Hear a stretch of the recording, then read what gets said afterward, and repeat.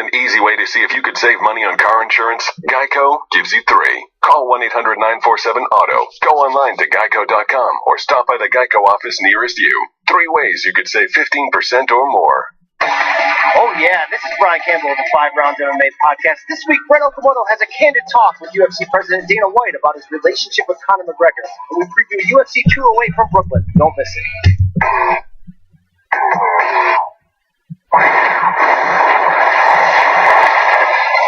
An appreciation of the most clutch player in NBA history, TJ Nakano.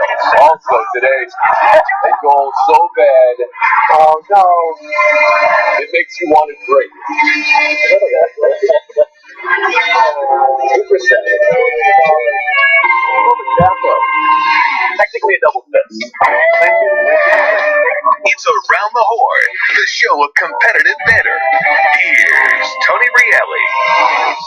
Durant returned to Oklahoma City. Heard him say earlier this week he expects fans to back him. Cheers or boos, we'll see. We'll start with you, Tim Calishaw. Do you think this game is bigger for KD, Russell Westbrook, the Thunder, or those fans in Oklahoma? Well, it's bigger for Westbrook than Durant. Durant's already put on the show against his former team twice. Westbrook has started out hot, but then the team is kind of wilted. But I don't think that'll happen at home. But it's bigger for the fans. And as the only native Oklahoman on the panel today, I can tell you a lot of fans want to cheer him there. It is their nature. They have some Will Rogers in them. They've never met a 30-point scorer they didn't like. So they would like to say goodbye and thank you for all the years.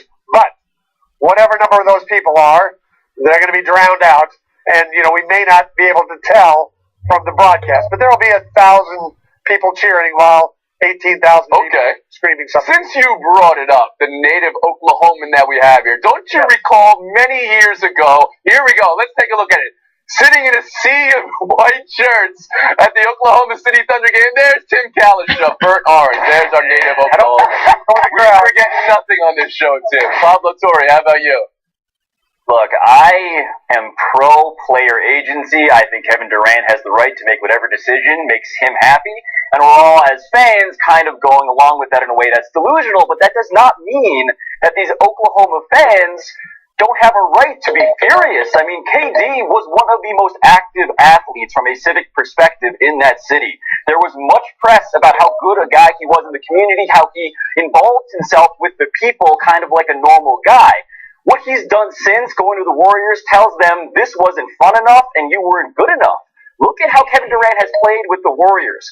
28% usage rating, which is the lowest of his career. Russell Westbrook, who they still have, of course, 42%, which is the highest potentially in NBA history. So what are you saying for the average viewer out there, Pablo, that he's content in Golden State to do something that he wasn't in Oklahoma City? I'm saying that Oklahoma City is going to boo him like they're trying to impeach Kevin Durant, and I understand why. Okay, Jackie Mack, how about you? So I want to get this straight, Pablo. So he was one of the greatest guys in the community during his time in Oklahoma City. He went out of his way during the bombing and so many other things. And now because he left, all of that doesn't matter. It doesn't count. It's not relevant. I don't understand that. I don't understand that logic even for a second. Those things happened. He did them. He was involved in the community that he cared very much about while he was there. Now he has moved on. You're right. They have every right to boo. But it doesn't discount all the wonderful things he did while he was there. That's the logic I don't particularly understand. If Kevin Garnett wants to win, how does that make him different than anybody else in the NBA? How does it make him different than LeBron or anybody else? He went where he thought he could win, or he thought he could be happy, or he could play out his career and prove yet again that he is not a selfish superstar. So why is he such a villain? I just have a hard time. Well, you're from Boston. You know how patient fans are in Boston and how they can respect all those things. My question to you is, what's the split going to be, Jack? Oh, it'll be 80-20. He'll get the living daylights booed out of him. And I think, okay, after all you said, yeah. All right. Well, no, and now, what do you think? that doesn't mean I agree with it. No, I hear you. Why do I have to always straighten you guys out? None of that white noise matters. The answer is none of the above. Look at where the Thunder are in the standings. They're in the 7th spot. what does that mean for the playoffs? They'd have to open against the San Antonio Spurs. Here's a team that's 3 games out of the home court advantage for the first round. If they're just a game and a half out of a spot where they can play the Jazz in the opening round, that's a lot better, forgive me, than playing the Spurs. So it's about the future, not this one night and whether people are booing or cheering or paying no attention whatsoever. So you think with 28 games to go in the season, 3 months basically to go before the playoffs, this is more about the playoffs to you. It's an interesting every game matters. They're 19-7 at home, and you want to keep that going because you're not very good when you go away from that home. Dallas show after the horn.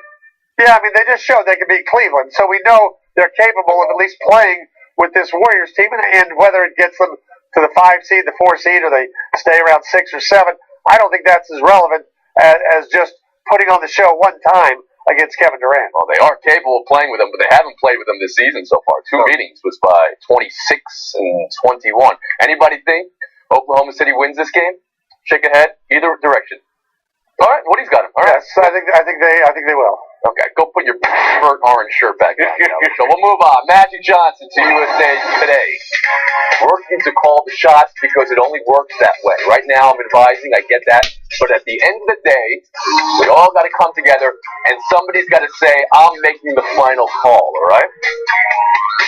Jackie, I got to ask you, you know Magic better than anybody in this panel. How does that sound to you? Does it sound at all like maybe he's ready to take over the Lakers?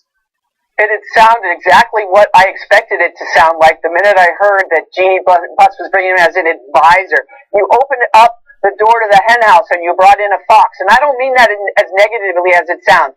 Urban looks at this and he's going to make the decisions that Jeannie's going to step back and let him make. So that means he's going to fire Mitch Kupchak, he's going to fire Jim Buss, and he's going to put a new regime in there. Now my guess is going forward, because Magic has more jobs than all of us combined on this panel, is it'll probably hire a general manager just below him to do the day-to-day business so he can go about his very busy life.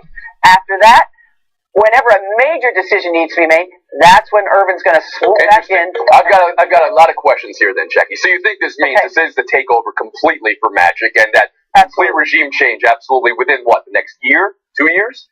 Oh no, I think it'll happen probably after the All-Star break or after the trading deadline. Okay, and then going forward, you think he can exist in a role? You had said that this would be a place where he would bring in a GM, but then he would make the big decisions. Does that work in the NBA when you have somebody running a team who's not all in? Well, it depends. So it all depends. What do you think Magic is going to be? In my mind, he's almost like a part owner along with Jeannie Buss. I don't think he's the general manager. I guess you could call him the president, if you will. But I think that happens all the time. What do you want to address what Jackie just brought to the table? Yeah, I agree with some of what she said, but generally, if he's got all these other businesses, the guy's out trying to run the Dodgers too, and he's got all of his other businesses. How can he be a day-to-day operator? And even if he hires a general manager, how can he make the major decisions? It sounded to me like a warning, almost like a threat, that I'm not going to be around long if I don't have the power. That I'm coming in with a palace coup here, and I expect to be making the decision. But I think he's so spread out, it's going to be difficult for him unless he devotes and says, I'm going to devote all my time for the next 2 or 3 years rebuilding this franchise. But he set it up saying you can't expect overnight miracles. So he's saying to the people, I want to run it, but don't expect me to turn around. I just think it's not the right idea. You're either all in, Magic, or don't get in. All right, the words we've used so far, takeover. Woody, you just said coup. Do you see this as that, Kalisha? I think it's a marginally hostile takeover, something along those lines. Really? Because I don't think these things work. And even if it's Magic, and all he means to the Lakers, I saw a similar thing here that worked for a while when Nolan Ryan was brought in, and he was more than a consultant for the Rangers, but he wasn't the day-to-day guy. That was John Daniels, and eventually there's a power struggle over who is really calling the shots, even when it's those guys. And whoever Magic brings in, and he's doing all the work, he's going to want to be the main guy making the decisions, not having Magic swoop in and do that. So, I mean, I think he consults a little, but I can't see him being that heavily involved for a long period. Torre. I would take Magic over the sliding doors universe where Jim Buss remains. I think that's a preferable scenario. But, Jackie, as much as I think you're right in terms of your prediction, I do worry about that GM job because that does sound a lot like what Phil Jackson was just doing in New York. A guy who's not all in, who delegates, who has another guy who really knows how to handle the day-to-day. And Magic Johnson, I remember when he talked to me about how he ran his business, what he knew to do from the start was hire guys who knew what he did not. And this is what's tricky about Magic Johnson in basketball, is that he is a basketball savant. That is completely undeniable, but he's going to oversee a theoretical rebuilding project, which means that you need guys, as Magic himself has acknowledged, who know the CBA, who know the tax code, who know all of those little legal things that make the difference when you're dealing with, say, second rounders, or you're dealing with guys who people don't really know that often. So for me, I worry about Magic and having power. What do you think the timeline is here before we go back to Jackie, Pablo? I think Jackie's dead on. I don't see why you would wait if this is the news we're already getting. Jackie, that comparison Pablo made to Phil Jackson, please. Floor is yours. Right. I don't think it's quite the same. Pablo, believe it or not, I think you and I are saying the same thing. Because I think that GM that he hires is going to do all those things that you said and will be versed in those things. You need that. Irvin's smart enough to know. But wasn't that the theory with Phil Jackson? Because look what's next in our tab here, by the way. But see, Knicks. I think we're all in here with the Knicks now, and Phil Jackson and how he's run a team, Jackie. Yeah, but I think Magic will be so much more hands-off in the scenario that I'm envisioning with the Lakers. He's going to be the guy that's super hands-off, that's going to put these people in place. He's the guy that you bring in when you have the big free agent and you take them out to dinner. And right. Okay. You're right. Right. Can you be more hands-off than Phil has been with the Knicks over the last 2 years? Here's the only hands he's been on. I've been with emoji. Look at this. It's a question I've waited my whole career for. Do you believe Phil Jackson when he says, quote, fire emoji, and quote, peace sign emoji? Pablo, this is your guy. He says he wasn't being critical of Melo. He was being misunderstood. Does that hold water? I mean, look, he was maybe being misunderstood, but the next step in his logical chain of ways he's meddling here was to call into a sports talk radio show under a fake name and just defame Carmelo Anthony. Like, where was this going? What was the end game for Phil Jackson? The idea that he's jumping off of this train when the train's well out of the station doesn't make much sense. And Jackie was just talking about how you need to attract marquee free agents in a market like Los Angeles. Well, the same is true of New York. Like, Phil Jackson has already done damage, and Jim Dolan, of course, is doing his own share of the damage, but why would you go and play at a dysfunctional organization like that hires people like this when this is the outcome if you're a superstar? Jackie, back. yeah, so I think that maybe Dolan whispered in Phil's ear and said, you know, let's tone it down a little bit. We know this. Phil's passive aggressive. He's an instigator. That's how he's made his mark. That's how he's become the great coach that he was. And we all know that he doesn't want Carmelo there. But I think maybe what he's saying is, you know what? Enough of this public stuff. This is, I guess, his version of a truce, blackout. You see it like that? Jackie, that's the whole point. You couldn't understand what he was doing there. He was like a teenager who just discovered emojis and making Beatles references out of the 60s and talking about, let's don't have discord. Is he talking about the country? Is he talking about Oakley in the arena? Is he talking about his problems with Anthony? He made no sense whatsoever. The guy has just gone off the deep end. Dolan didn't whisper in his ear because he would have whispered in his ear. Don't let that guy back in the building. It is a bigger mess than it was 2 days ago. You know, the thing about when somebody tweets that they're misunderstood and they don't explain what it is, they're probably lying. I don't necessarily say that from personal experience, but maybe I do. But I will say this. He had no reason to do it. Charles Oakley had taken him off the hook. The stories only last a few hours these days. Phil doesn't know that. Everybody moved on. We'd be talking about Magic and Phil like this in 2007. Unbelievable. Ring fingers have turned into Twitter fingers, and it hasn't been a good thing. We're taking a break right here by ourselves. We got Kareem in the next segment, right? Kevin Durant is now a Golden State Warrior. Kevin Durant is leaving. Well, I'm viewing that as the weakest move I've ever seen from a superstar. We talked to one fan here, and she actually talked about how this has kind of resolved her to stick with the Thunder even more.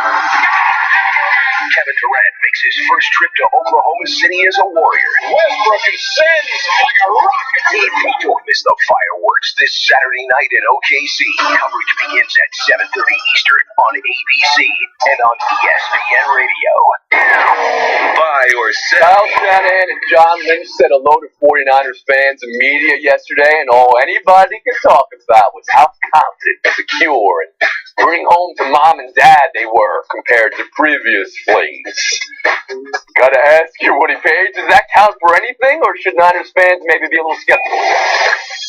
Well, they're united there, so if you're going to be skeptical, I think, of one, you're probably going to be skeptical of the other. But after the way the Super Bowl was finished, I think people in San Francisco for one half of the Super Bowl said, we're getting the best coach in the whole world. After the game ended, they went, oh, I wonder about him coming in there. Yes, Lynch has never had a front office job, but he's been in everybody's faces on TV for years, and they trust him as a great Hall of Fame type player.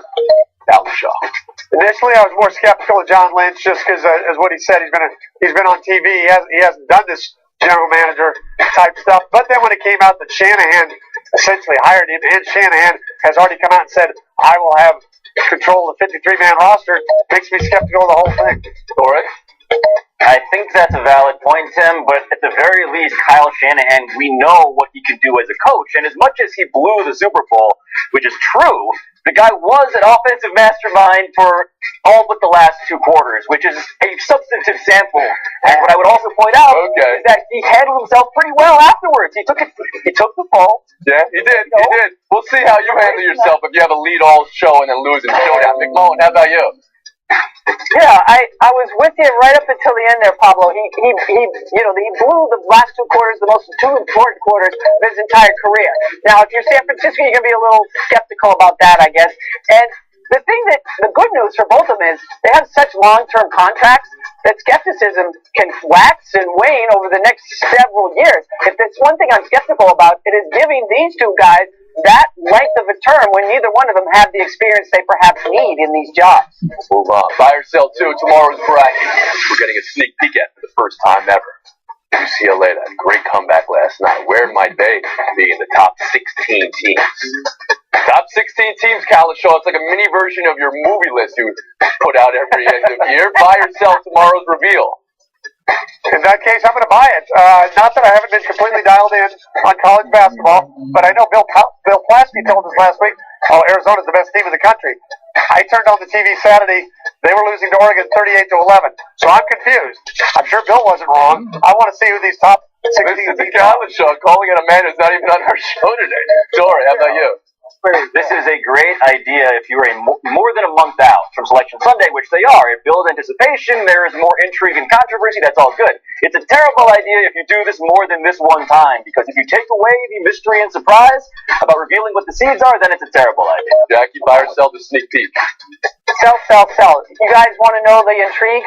There's only one team in the country that's undefeated. I'm just going to stick my neck out and say they're going to be number one in this great poll that we're all waiting for tomorrow. That would be Gonzaga. The only thing that gives me a little bit of interest in this is the first ever poll like this, and Duke probably won't be in the top 16. So that's about the only thing. The rest of it, honestly, I'm going to find something else. What do you have about you? Pablo, you need to come out of that sliding door universe in the subway system in New York City, and you realize this is not a great idea. It's okay for the college football playoff system because you can see what's ahead. You can see what teams are going to play. Here, you don't know what's going to happen in the conference championships. It's meaningless this far out, just like talking about playoffs about the Thunder. Okay, but that's what you precisely did about 11 minutes ago. Jackie, you don't think Duke's going to be, after the win over UNC last night, I think maybe they might be the top 16. We'll move on. Buy or sell for NBA 3. No more Twitter wars between teams. Some of our favorite through the years, Rockets emoji, Kings L on Cavs, Kings L on Suns, Blazers, Chandler Parsons airball, and Parsons back at Blazers. So, Pablo, buy or sell the NBA cracking down on this?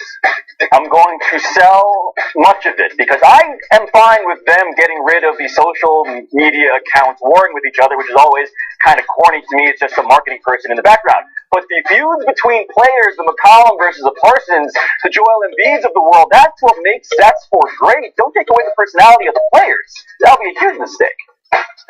Yeah, and the whole Parsons thing and McCollum, that was all in fun anyway. They didn't take it seriously, so why should we get all bent out of shape about it? I'm selling this because if you have social media, I like the idea sometimes that players make mistakes and reveal it. Maybe they would be a little more careful the next time they go on social media if there's consequences for what they do and say on social media. What do you think?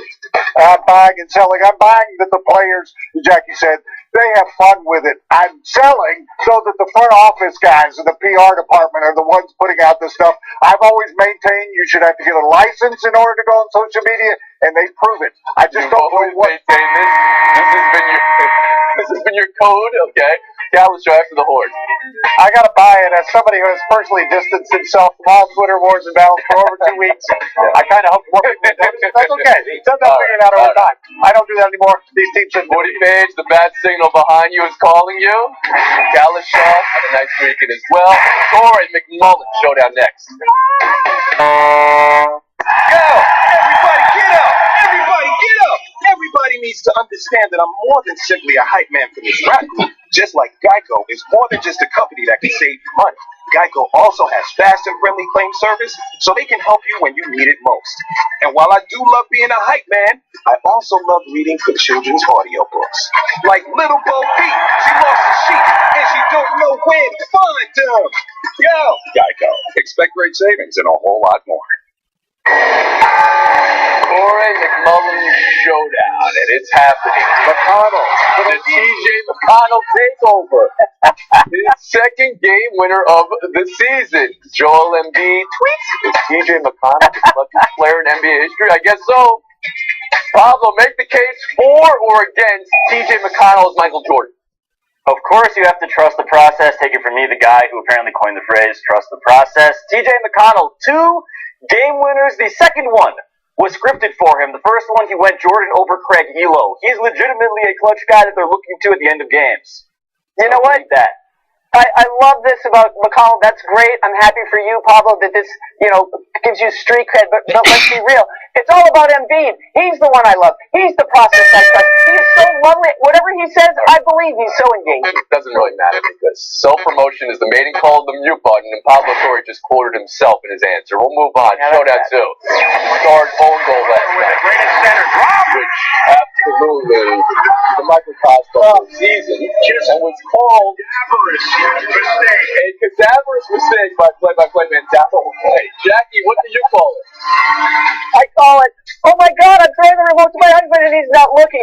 Oh my God, that time I left the boat untied and now it's floating. I'm like, oh my God, I opened the door and I should have known the dog was going to run back. Is vampiric. If that was a cadaver of a goal, now we drain its blood. We on around the horn take pleasure in their misfortune. We are the vampires.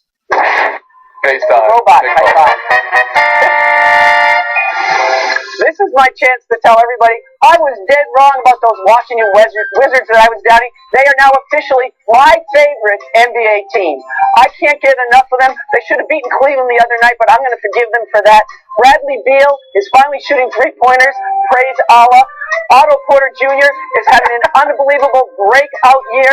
He's going to in line for a huge contract. All they need now is a little bit of a bench. I can't wait to see the Wizards in the playoffs. My new favorite team. I'm sorry, guys. I never should have doubted you. All right. Jackie Mack, big win today. We're on a 71.5-hour break. We'll see you Monday. Boy, DC-centric. Go! Everybody get up! Everybody get up! Everybody needs to understand that I'm more than simply a hype man for this rap group. Just like Geico is more than just a company that can save you money. Geico also has fast and friendly claim service, so they can help you when you need it most. And while I do love being a hype man, I also love reading for children's audiobooks. Like Little Bo Peep, she lost a sheep, and she don't know where to find them. Yo! Geico. Expect great savings and a whole lot more. Fourth-ranked Louisville travels to the Carrier Dome to face Syracuse. Johnson.